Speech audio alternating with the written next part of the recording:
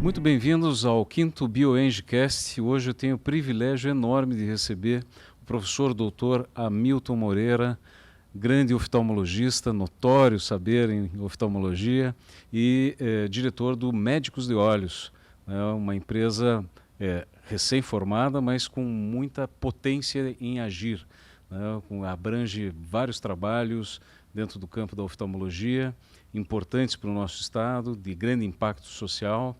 E é um prazer estar aqui com você hoje, doutor Hamilton. Seja bem-vindo. Muito obrigado, Norton. O prazer é todo meu. Muito obrigado. Doutor Hamilton, a primeira coisa assim, que a gente passa nos nossos podcasts é conhecer mais não só sobre o médico, sobre a profissão do entrevistado, mas um pouco também sobre a sua trajetória. O que o fez vir para a medicina, vir para a oftalmologia? Como é que foi essa escolha? Desde criança já era assim? Vem de uma linhagem de médicos, né, na família? Conta um pouco essa história. Eu acho que eu sou um pouco como o Bala Zequinha. Lembra da Bala Zequinha? Lembro, claro. Zequinha médico, Zequinha empreendedor, Zequinha administrador, Zequinha várias coisas. Mas é verdade, eu venho de uma família de oftalmologistas, não só médicos, mas oftalmologistas. E aos 16 anos eu tive que decidir, de 15 para 16 anos, se eu queria ser oftalmologista, se eu queria ser médico ou não. Essa decisão talvez foi a decisão mais ao acaso que eu tomei na minha vida, porque a responsabilidade de uma pessoa, a maturidade de uma pessoa aos 15 anos sobre a sua profissão é muito pequena. Até hoje tem esse problema para as pessoas que decidem ser médicos, né? Mas foi quando eu decidi ser médico e foi ao acaso. Mas depois a decisão de ser oftalmologista foi quando eu fiz um mochilão na Europa, fiz lá, eu queria ficar mais tempo, eu queria ficar um ano, meu pai não deixou, me trouxe de volta depois de 3 meses, e eu fiz um mochilão e eu percebi assim, olha, é mais fácil, eu acho que trilhar o caminho que já está mais ou menos aberto pelos meus pais. E eu, então, acabei me dedicando à oftalmologia, fiz todos os passos necessários, residência, mestrado, doutorado, pós-graduação. E hoje em dia me sinto extremamente feliz com as minhas escolhas. Eu acho que é isso que mais me dá força na minha vida, assim, em todas as atividades que eu tenho, a felicidade que eu tenho em ser oftalmologista, e esse é minha linha mestre, né? Eu acho que ser oftalmologista, ser pai e marido é o que me segura, é o meu cerne, é o meu âmago. Depois disso existem várias outras atividades que a gente desenvolve, mas eu gosto muito do que faço. Mas é uma situação bem peculiar e bem difícil, né? Escolher exatamente a mesma especialidade dos pais, Então. Porque parece ser o caminho mais fácil, mas embute uma responsabilidade gigantesca, né? Será que eu vou ser tão bom quanto os meus pais? E na verdade é uma responsabilidade complicada de se assumir, né? Você falar como é que você sabe lidou que com eu isso? estou vivendo isso agora porque meu filho se formou esse ano e ele decidiu também fazer oftalmologia. Ele entrou na residência de oftalmologia em São Paulo, no IPEPO, que é um instituto muito legal lá. Mas eu vivo isso, então eu percebo, poxa, até que ponto, né, o exemplo do pai influencia o filho. Foi isso que aconteceu comigo, certamente. Meu pai e minha mãe eram oftalmologistas, e isso certamente teve ali um impacto, né, na minha escolha.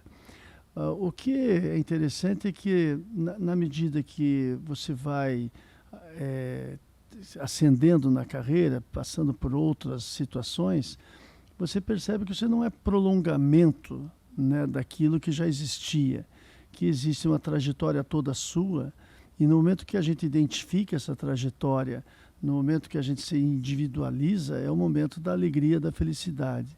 Eu acho que apesar de uma pessoa, qualquer que seja, eu em particular posso falar, porque realmente meu pai e minha mãe são oftalmologistas, eu também sou, e meus irmãos são também. São 5, 2 irmãos, eu e meu pai e minha mãe.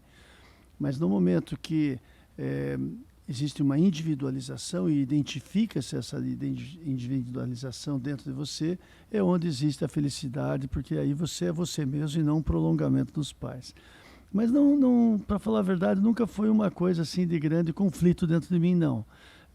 Eu acho que basicamente pela primeira parte do que eu falei, porque encaixou muito bem comigo.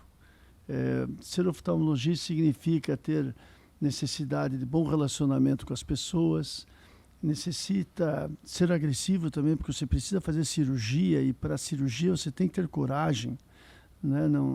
Não é qualquer pessoa que se dá bem com cirurgia.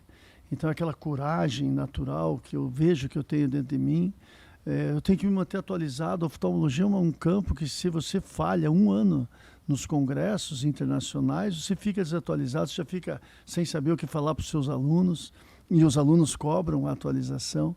Então tem várias características dentro da especialidade que eu escolhi que acabaram se encaixando bem com a minha personalidade, e eu acho que é isso que me alegra hoje em dia. E é interessante porque eu tenho 61 anos às vezes eu fico pensando, poxa, eu acho que eu tenho 16, eu tenho ao contrário, porque os planos que eu tenho para o futuro são incríveis. Às vezes eu fico olhando assim, nossa, mas eu não vou viver tanto tempo assim, então eu tenho que corrigir o planejamento estratégico de vez em quando. Há controvérsias, né? Você sabe que uma das minhas especialidades é justamente a longevidade, né? Isso mesmo. O envelhecimento da população e as moradias. E há controvérsias. Eu acho que você vai ainda um bom tempo aí conosco, graças a Deus. Mas é curioso isso que você falou, porque da atualização, né? Porque hoje é muito mais rápido do que quando nós fizemos mestrado e doutorado. Precisava ter os 4 e os 6 anos de estudo para um mestrado, para um doutorado, porque você tinha que adivinhar que um determinado paper vai falar sobre a tua pesquisa, e quando chegava o paper efetivamente não tinha nada a ver, quer dizer, demorava um tempão. Hoje, com a internet e com os bancos de dados que a gente tem, a velocidade é incrível, né? A revolução que a parte digital, que a internet trouxe para esse campo que a gente está conversando, é um troço fantástico. Eu me lembro eu fiz uma parte da minha pós-graduação, eu fiz na Escola Paulista de Medicina. E eu me lembro que tinha a Bireme, ficava ao lado da oftalmologia lá, a biblioteca médica. E para a gente fazer uma revisão bibliográfica era uma coisa terrível, e tinha que ir a São Paulo pessoalmente, tinha o número do tombo que tinha que escrever, aí alguém ia buscar o artigo físico em algum lugar, no porão lá da Bireme, vinha por um elevadorzinho pequenininho, você ficava naquela sala quente para poder escolher, achar os artigos. Hoje em dia eu faço isso na minha casa, em poucas horas, muito mais fácil, a atualização é muito mais rápida. A medicina foi impactada de forma muito drástica por toda essa parte digital em todos os sentidos, desde a parte de atendimento, da parte administrativa, o que tirou um pouquinho também aquela humanidade que existia, aquela morosidade do lado bom, né, que existia no contato humano.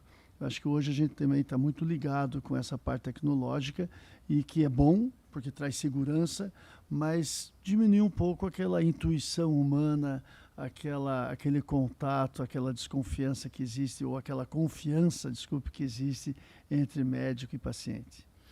Mas aí é uma situação também que me chamou bastante atenção quando nós nos conhecemos. Porque poucos médicos chegaram até a Bioeng com um enfoque tão tecnológico e tão empreendedor quanto foi a nossa primeira conversa. Então eu me lembro até hoje que era um momento em que estava sendo criado o Médicos de Olhos, né? Perfeito. Era um momento ainda de expansão, né, das atividades, né? E em todas as conversas, né, nós discutimos ali os projetos, e você sempre me perguntava, mas o que a gente pode agregar de tecnologia? Isso. O que existe de mais tecnológico, seja no método construtivo, seja na recuperação pós-anestésica, seja no monitoramento, seja, enfim, em todas as áreas. E a gente trouxe efetivamente boas soluções, né? Imagino que você esteja satisfeito com as soluções. Bom. Nossa, foi ótimo o trabalho lá no nosso centro cirúrgico, na Carlos Carvalho. Até hoje, estava conversando um pouco antes do podcast aqui, o pessoal conhece aquela fachada dos espelhos, e aquilo para a gente é um uma maravilha, um tesouro que a gente tem ali no nosso centro cirúrgico, que funciona muito bem, o que é muito importante. Mas eu vejo a tecnologia aplicada na medicina de uma forma muito importante. O nosso lema, basicamente, dentro da tecnologia é mais tempo com o seu médico, menos tempo na sala de espera. Mais tempo com o seu médico, menos tempo no cadastro, menos tempo com a burocracia. Então, é necessário, na medicina, na oftalmologia em particular, é necessário investimento permanente em tecnologia e tecnologia avançada. Não dá para ficar para trás, senão vai perecer. Ou cresce ou perece. Nesse caso, não tem outra opção. E os equipamentos são muito caros também. Mas isso tem que ser usado de uma maneira racional para não tirar a humanidade, não tirar aquele contato, aquela responsabilidade que existe do médico ter a relação com o paciente de forma humilde e de forma respeitosa. A arrogância do médico, o contato excessivo com a tecnologia e usar aquilo sem que seja a favor do relacionamento médico-paciente, certamente não é um uso adequado. E é em cima disso, desse conceito, que a nossa empresa inteira está construída. E por isso que precisa de tecnologia. Sem a tecnologia, você não consegue exercer de forma adequada a oftalmologia hoje em dia. E para exercer de forma adequada, você tem que ter o embasamento tecnológico, o conhecimento, mas, sobretudo, a humildade de lembrar que ali na tua frente tem uma pessoa que não veio te dar um abraço, que veio porque está com problema nos seus olhos. Está fragilizada de alguma forma. De alguma maneira está fragilizada. E você mencionou, né, que a população está envelhecendo e o Brasil não está muito preparado para esse envelhecimento, né? A oftalmologia trabalha muito com os extremos da vida, especialmente com as pessoas acima dos 50, 60 anos de idade. A nossa clientela é muito forte nessa faixa etária. E cada vez mais essas pessoas não estão tão afeitas à tecnologia, mas a tecnologia está sendo empurrada para eles, né? Goela abaixo, assim. E ainda não é uma geração que teve esse contato com tecnologia quando tinham 20 ou 30 anos de idade. Então existe necessidade de ir com calma, de acolher o seu paciente como um ser humano, de atendê-lo com respeito, com humildade. É muito importante, eu repito essa palavra muitas vezes, faz parte dos nossos valores. Humildade é muito importante que o médico tenha essa humildade para poder entender as necessidades do seu paciente e aí sim usar a tecnologia a favor da qualidade de vida, né? Porque a medicina trabalha, oftalmologia especialmente, trabalha com qualidade de vida e não só com quantidade. Maravilha.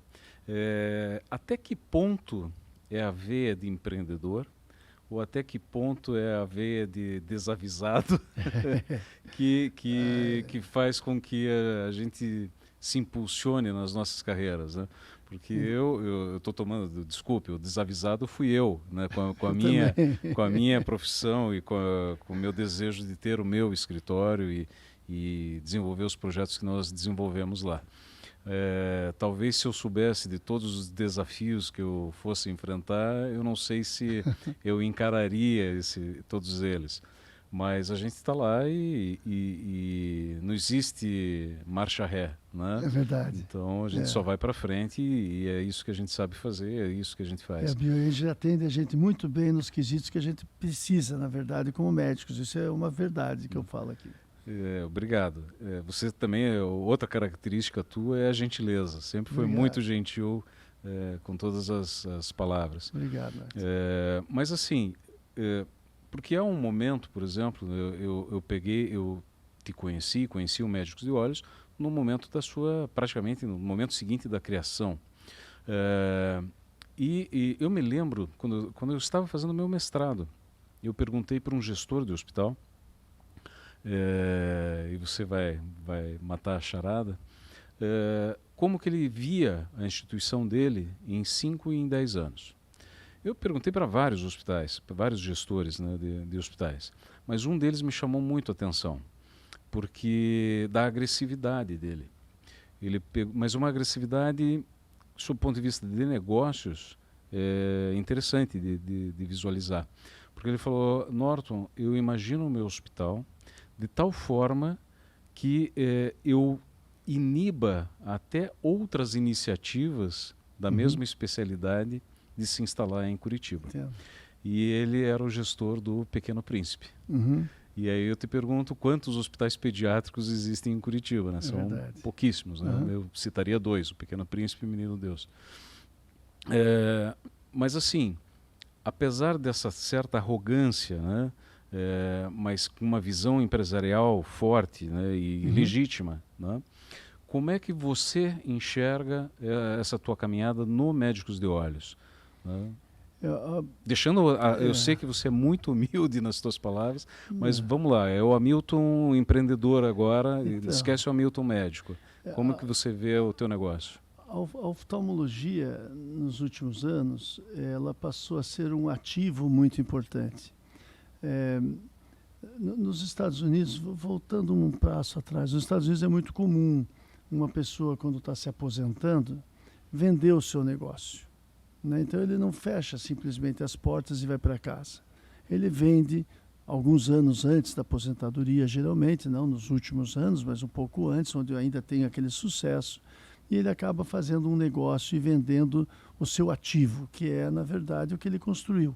Isso não tem nada a ver com imóvel, isso não tem nada a ver com ele próprio como médico, e sim a operação que ele montou.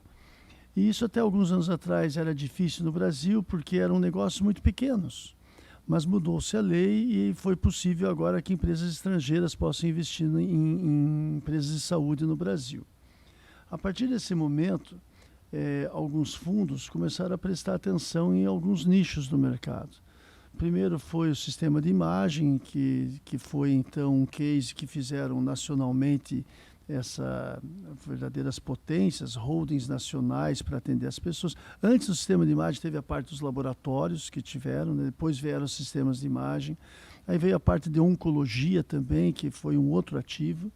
E mais ou menos em 2015, por volta de 2015, os fundos começaram a olhar os hospitais de oftalmologia. Nesse momento eu percebi, poxa, nós temos um ativo da mão e eu acho que se a gente trabalhar direito, eu acho que isso pode funcionar legal.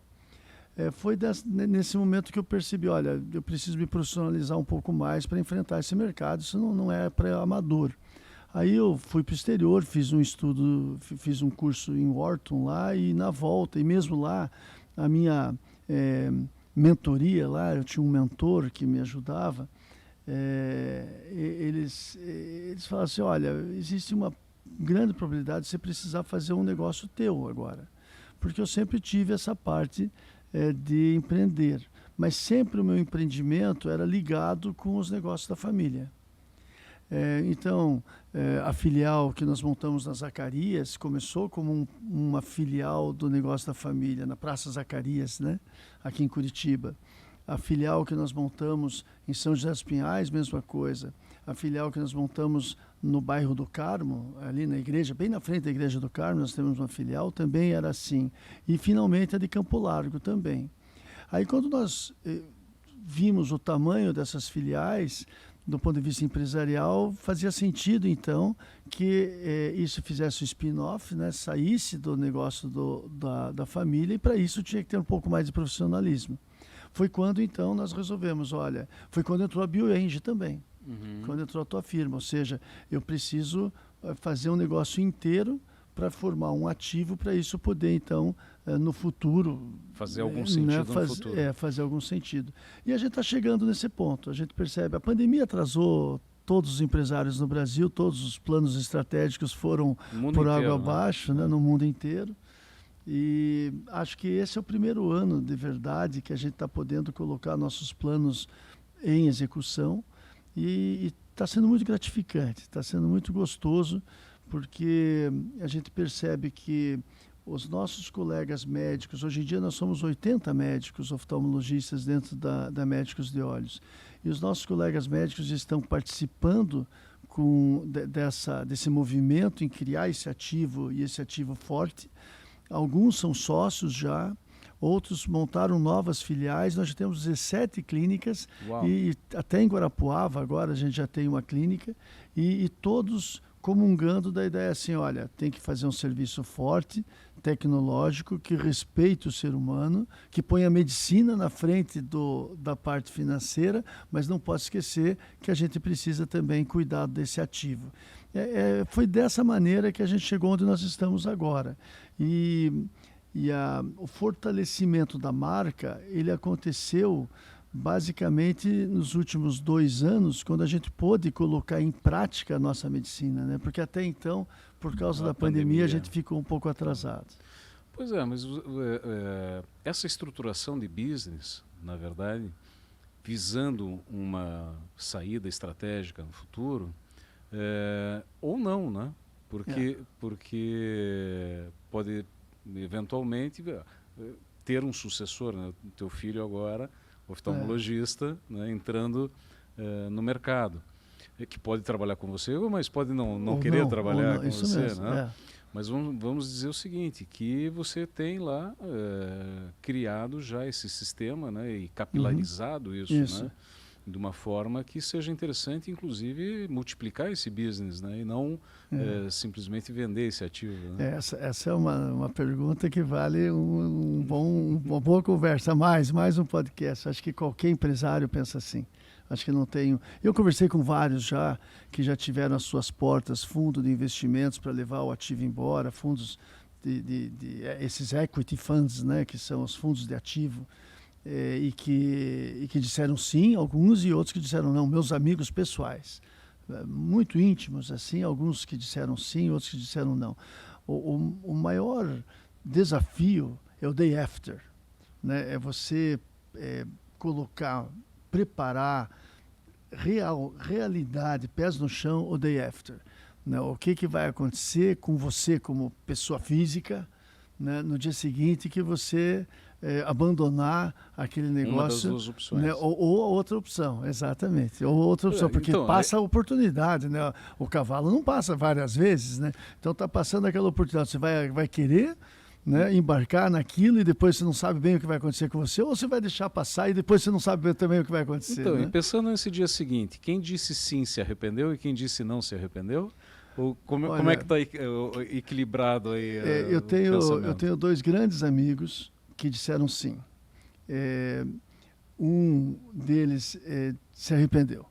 Se arrependeu muito dentro da oftalmologia, e ele fala muito que ainda bem que ele tinha aquela cláusula de não compete, né? Ou seja, sempre que você faz um negócio desse tamanho, você acaba assinando que você não vai competir com o seu próprio negócio durante 5 anos, durante 10 anos e assim por diante. E ele agradece muito que ele tinha essa cláusula muito bem estabelecida de 5 anos. Então ele está já passando 5 anos, mas é muito evidente, ele já falou para mim que se ele pudesse, ele não teria feito o negócio daquela maneira. Mas eu tenho um outro que está muito feliz, que fez esse negócio, que são 2 sócios que fizeram esse negócio. E é difícil, mas eu acho que ambos, tanto o que está feliz quanto o que não está muito contente, baseia-se nesse day after.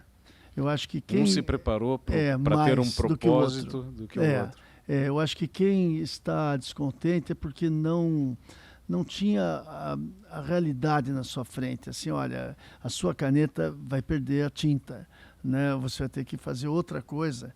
Né? E nem sempre a gente está preparado para não ser médico, né? Então, quer dizer, eu vou continuar sendo médico, né? Médico é uma coisa que faz parte de mim, eu acho que eu vou morrer sendo médico, né? Então, isso tem que ser preparado dentro da gente. Isso não tem a ver com business, né? Tem mais a ver com a personalidade de cada um, porque se coloca milhões de dólares, ou sei lá, um dinheiro enorme na mão de uma pessoa e tira a alegria da vida dele, aquilo não serve para nada. Aquele dinheiro não serve para nada, né? Claro que o ser humano precisa o básico para viver. O ser humano ele é obrigado a ter aquele básico, e aquilo tem que ser uma perseguição tenaz. Assim, no momento que atinge o básico, dali em diante tem que ser qualidade de vida.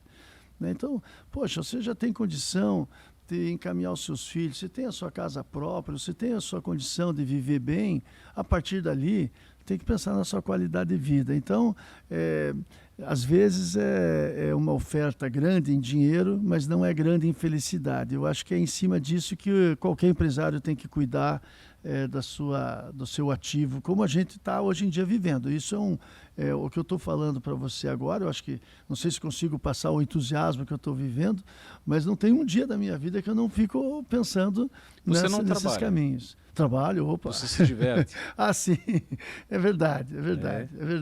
Isso. Às vezes minha filha fala que eu trabalho muito, mas sempre a minha resposta assim para ela, filha, calma, o pai está só se divertindo. Na verdade, eu não gosto muito de ir para academia, então acho que eu fujo dentro do trabalho.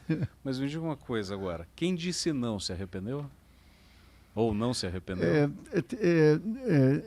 Dos que eu conheço, eu gostaria de mencionar o nome, mas eu não conversei com eles, então eu não posso tomar essa liberdade. Fique tranquilo. Mas não, o que disse não se arrependeu. Não se arrependeu. Não se arrependeu nem. E ele fala, inclusive nas conversas que eu tenho, que se ele quiser vender, ele venderia agora outra vez. A qualquer momento. Mas eu acho que também é por causa disso, que não fechou a janela para ele, né? Já algumas pessoas... O ciclo não completou. Depende muito do negócio que você tem, né? O negócio que você tem, às vezes, é uma oportunidade, uma janela de oportunidades que você tem ali 5 anos, 10 anos, e depois o business não tem mais atratividade. Então tem que tomar cuidado um pouco com isso também, né? O momento certo da... E a decisão não precisa ser forçada, pode ser amena, né? Ninguém precisa de repente vender nada, né? Pois é, mas aqui no mercado de Curitiba, particularmente, nós temos hoje poucos grupos, né, que sobraram, que não foram adquiridos por outros, genuinamente curitibanos, né? Então são alguns poucos nichos ainda, né, que não foram adquiridos pelas grandes redes, né? Você vê isso com preocupação, essas grandes aquisições, ou você vê isso que é um movimento natural mesmo? Porque perde um pouco aquela pessoalidade, né? Por exemplo... Esse final acho que até é bom, para falar a verdade, porque o profissionalismo desse pessoal é maior do que o nosso, não tem como competir. Esse pessoal, eles sabem gerir de uma maneira fantástica, e eles são detentores de holdings, então eles têm muita grana para poder ter contadores, parte jurídica e a parte comercial é muito forte, né? Muito melhor do que os pequenos lutadores como nós, assim, né? Empreendedores menores. Mas eu não... Existem pessoas que têm muita preocupação com essa entrada dos fundos, dos grandes grupos, adquirindo vários hospitais pelo Brasil, adquirindo várias clínicas pelo Brasil. Eu não faço parte desse grupo, não. Eu vejo isso com bons olhos.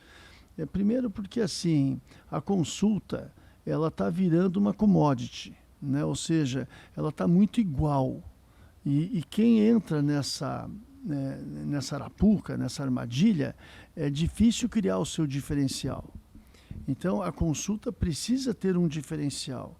E para ter esse diferencial, você precisa ter suporte financeiro. Então, para você exercer a sua medicina ali humildemente com o seu paciente, você precisa ter um diferencial.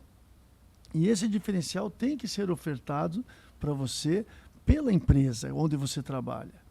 Então, isso faz com que um investidor seja bem-vindo, desde que tenham regras para a gente poder continuar.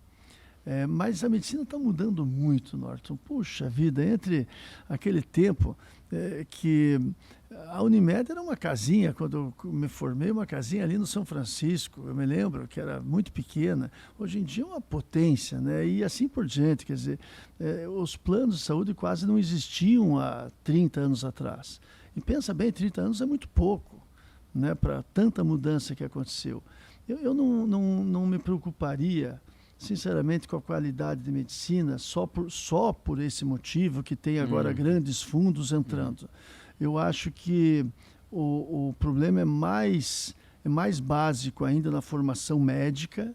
Aí sim é importante, os médicos estão se formando de maneira um pouco mais preocupante do que há algum tempo atrás. E talvez no exercício da medicina individualmente por cada médico. Eu acho que isso tem que ser resgatado e tem que ser mantido sob cuidados do CRM, muito bem iluminado, para que a parte financeira não tome conta disso também. Aí sim. Então, eu pensei muito mais na financiarização da saúde do que propriamente nos benefícios que essas fusões e aquisições poderiam trazer. Mas você tocou em outro ponto que eu acho também extremamente relevante, que eu vejo no Médicos de Olhos, e que eu tive o grande privilégio de ser convidado a participar da cerimônia de formatura da primeira turma de residentes do Médicos de Olhos, né? Então é uma preocupação não só com a qualidade da medicina praticada, mas em trazer tecnologia para ofertar mais segurança ao ato médico, à prática médica e, consequentemente, aos colaboradores e aos pacientes. A estética, né, a preocupação estética, né, que daí eu posso ajudar um pouco na estética dos ambientes, mas também tem uma preocupação muito séria, e eu te apresentei dessa forma, o professor, doutor Hamilton Moreira. Eu queria que você falasse um pouco sobre essa preocupação na formação desse oftalmologista que passa pelo Médicos de Olhos e pela tua tutoria e mentoria. E isso faz parte do business também, faz parte do negócio. O nosso principal, dentro da oftalmologia, nós temos, dentro do Médicos de Olhos em particular, nós temos uma especialidade muito forte, que é a cirurgia da catarata, o implante das lentes intraoculares, a retirada dos óculos para quem quer deixar de ler com óculos, aquela dependência dos óculos, tanto em jovens quanto nas pessoas que já passaram os seus 60 anos. Então, nós temos uma característica muito especial em relação a isso. Isso tem exercido uma atratividade muito grande dos jovens médicos do Brasil inteiro. E isso não só nesses 4 anos, mas antes disso também eu já exercia essa atividade de professor e agora está com maior evidência ainda. Então, esse ano, em particular 2023, nós já estamos com 18 médicos de todo o Brasil sendo treinados novamente e eles, então, recentemente se formaram também numa cerimônia que você esteve presente. Essa característica de trazer médicos de fora, são jovens médicos, muitos deles... não a maioria, ainda bem, mas muitos deles ou têm famílias aqui por perto, em Curitiba, ou aqui mesmo, familiares, ou são dessa região e agora estão voltando para essa região e querem, às vezes, empreender. Então, o business também é voltado para isso. Ou seja, esses jovens médicos, eles trabalham conosco, eles têm aulas de empreendedorismo. E, ao final, se eles quiserem empreender conosco, eles são muito bem-vindos e, inclusive, recebem financiamento para isso. E, com isso, então, nós crescemos de forma muito mais rápida do que seria se fosse só com recursos próprios. Então, nós temos... geralmente, esses jovens médicos são pessoas que têm os seus próprios recursos, famílias bem abastadas e que é difícil colocar o dinheiro na mão de um garoto de 26, 28 anos. Então, os Médicos de Olhos acabam fornecendo o cenário ideal para a família investir e o jovem médico acaba tendo a sua própria clínica, né? E dentro dos valores do Médicos de Olhos. E dentro do que ele já se formou, porque não é uma coisa nova, não é uma franquia que ele vai lá e compra, que ele não sabe se vai dar dinheiro, se não vai dar dinheiro, como é que ele vai trabalhar. Ele trabalha ali, ele já está sendo formado, ele foi meu aluno, ele sabe quem eu sou, ele sabe quem são os outros 60, 80 oftalmologistas que já trabalham conosco, e ele geralmente, baseado nesse modelo, ele decide muitas vezes ficar trabalhando conosco. Outras vezes ele continua nossos grandes amigos nas clínicas da família em outros estados, mas é um modelo que a gente vê que dá para a gente escalar isso e é onde a gente está chegando, daí na conversa anterior, com os fundos de investimento. Ensinar é muito gratificante para mim. Compartilhar os nossos conhecimentos é quase que fundamental para a minha felicidade. Mas o que a gente achou no Médicos de Olhos, a gente percebe é que a gente está aliando isso com o empreendimento. Uhum. E isso aqui é onde está muito gostoso para a gente, assim. Quer dizer, você impulsiona a pesquisa, você impulsiona a ciência Isso. e impulsiona também o empreendedorismo, que é também uma situação muito particular de cada um, né? Muitas vezes o sujeito não tem interesse em empreender também, né? Mas ele recebe uma dose de informação, caso ele deseja, ele pode partir para isso também. Exatamente. Né? O jovem médico, ele sempre é um desafio e, ao mesmo tempo, uma grande alegria que a gente tem nesse contato. E a gente se mantém também muito jovem, né, com essa gurizada do lado da gente, né? Mas, assim, quando eu ensino, né, eu gosto muito disso. Então, quando eu dou aula, quando eu ensino a retirar o cristalino, a colocar uma lente intraocular, como que você pode identificar o paciente certo para aquela lente? Ao mesmo tempo, aquilo vai se integrar no negócio depois que eles se formarem, seja através de um novo sócio, que ele pode abrir uma clínica dele ligado com o nosso empreendimento, ou seja simplesmente porque ele vai para um outro lugar e continua ligado e pode referir pacientes para a nave-mãe, vamos pensar assim, dessa maneira. Agora, eu vou explorar uma outra vertente, não é exatamente outra vertente, mas nesse evento, né, e fiquei muito surpreso, inclusive, e muito feliz, né, foi um momento muito alegrador estar lá, e vi o secretário de Estado de Saúde, o César Neves, né, Dr. César Neves, lá presente, prestigiando também o evento, recebeu a medalha doutora Sally. Isso. Vi também o Dr. Nerlan, né, da Associação Médica, lá prestigiando o evento. Então você também se cerca de boas pessoas, né? Os seus pais estavam presentes lá e um momento. E você também? Eu também. Eu fui convidado ali. Eu me sinto até. Eu fiquei muito feliz de ver a sua presença lá. Obrigado. E um momento muito bacana. Deve ter passado 1 milhão de coisas na tua cabeça ali, mas quando você estava fazendo os agradecimentos àquele momento tão bonito, tão feliz de formatura daqueles residentes, quando você agradeceu os seus pais, né, e que acabou dando aquele nó na garganta e aquele choro autêntico e verdadeiro. Eu achei muito bonito aquilo, né? E demonstra uma coisa que poucos empreendimentos têm.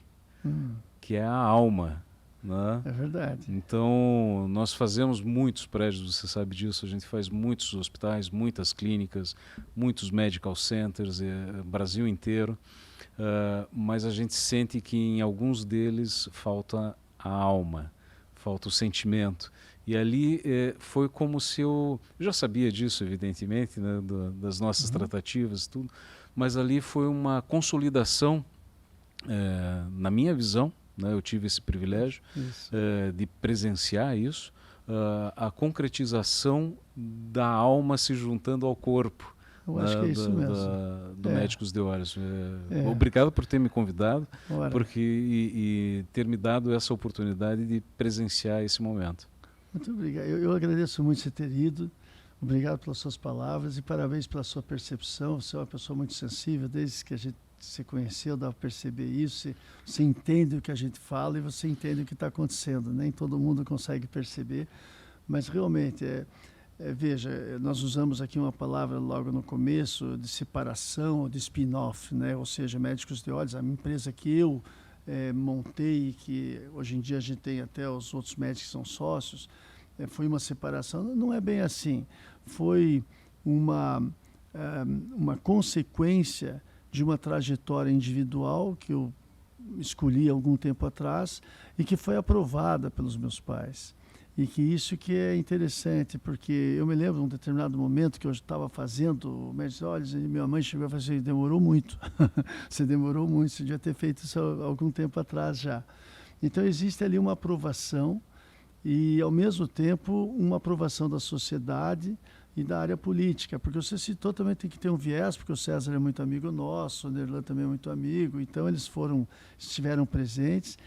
foram homenageados, o César em particular, o secretário de Saúde foi homenageado, porque através da caneta dele, nós fizemos quase 3.000 cirurgias de catarata ano passado com esses jovens médicos, e esse plano de cirurgias através do SUS faz parte também da nossa responsabilidade social.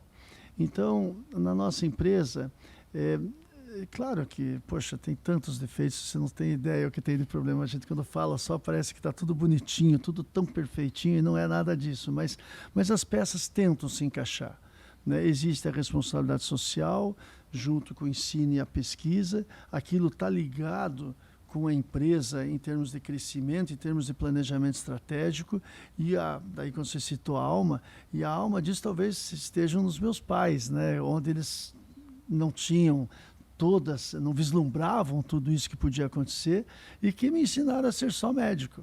O resto tudo foi acontecendo na minha vida, e eu fui né, pegando essas oportunidades, mas dentro da alma que é assim, ó, seja médico, e o resto vai vir em torno disso, mas não o oposto, né? A hora que inverte é que complica. Então, assim, não houve uma separação, mas sim um realinhamento de expectativas. Exato. Né? Eu acho que dá para falar assim, isso mesmo. E a questão de seja médico, né? Seja médico, mas você também foi buscar uma capacitação que você não tinha obtido dentro da graduação de medicina, né? E nem no mestrado, nem no doutorado, mas você foi se capacitar para empreender, né? Então esteja preparado também para isso. Tem que Porque, se preparar. pessoal, não existe mágica. Né? Os desafios vão aparecer a todo momento. E mesmo quando você está na velocidade de cruzeiro, vai aparecer alguma coisa que vai desestabilizar em algum ponto. Mas aí é o preparo, né, que faz a diferença. Eu acho que sim. Eu acho que estudar é muito importante. Isso, às vezes as pessoas pensam que empreender é uma coisa natural, está no seu DNA, isso vai acontecer. O fulano nunca nem foi para a faculdade, é um milionário, um bilionário. Claro que existem pessoas que têm esse tino, mas geralmente você vai olhar, mesmo que ele não tenha ido para a faculdade, ele fez um mundo de cursos, ele conversou com muita gente, ele se aconselhou e ele estudou. É muito raro uma pessoa que não tenha o estudo, que não tenha uma formação, consiga um sucesso. E eu acho que eu valorizei isso bastante e estamos na trilha certa. Eu acho que está indo bem. A curva de aprendizado é mais longa para quem não se prepara, né? Porque acaba aprendendo com as dores do próprio bolso, talvez, né? sim. E algumas coisas que poderiam ser eventualmente evitadas. Né? Mesmo com todo o preparo, a gente erra bastante ainda. Bastante. Não tem a dúvida. Não tem jeito, não. Hamilton, só que tenho a agradecer a tua presença aqui. Gostaria que você deixasse um recado para todas as pessoas que estão nos ouvindo. Não são só médicos, né? Não são só empreendedores na área de saúde, mas de uma forma geral, para que todos se inspirem nessa brilhante trajetória que você trouxe essa noite. Você sabe que eu sou coordenador de uma liga acadêmica de gestão, que é uma das áreas que eu vejo falta nas escolas de medicina, né? Então eu acho que todo médico deveria ter um pouquinho, pelo menos um básico de gestão para poder se alinhar melhor com a sua profissão. Mas assim, para encerrar, eu queria agradecer a você, mencionar para todos ouvirem que você é uma pessoa extremamente sensível. Não tem uma pessoa que te conhece que não percebe que você escuta muito bem, que você consegue entender o que a gente pede para você como cliente. E realmente foi um encontro muito interessante que nós tivemos do ponto de vista empresarial e também como do ponto de vista pessoal. E agradecer a oportunidade de estar aqui hoje, claro, e dizer para todos que Médicos de Olhos está ali e a gente só vai ter sucesso se eles forem consultar conosco. Então, por favor, venham consultar comigo, porque eu vivo disso, não tenho outra coisa para fazer a não ser fazendo as consultas e as cirurgias para tirar os óculos das pessoas, para os diabetes e, enfim, para todas as doenças que possam afetar os olhos dos seres humanos. Melhor qualidade de vida para todos. Exatamente, a gente trabalha com isso, com qualidade de vida, e isso é muito importante, né? De todos os lados. É isso que a gente tem que preservar na vida da gente, a qualidade. Maravilha. Mais uma vez, muito obrigado. Eu que agradeço. Pessoal, até a próxima. Obrigado.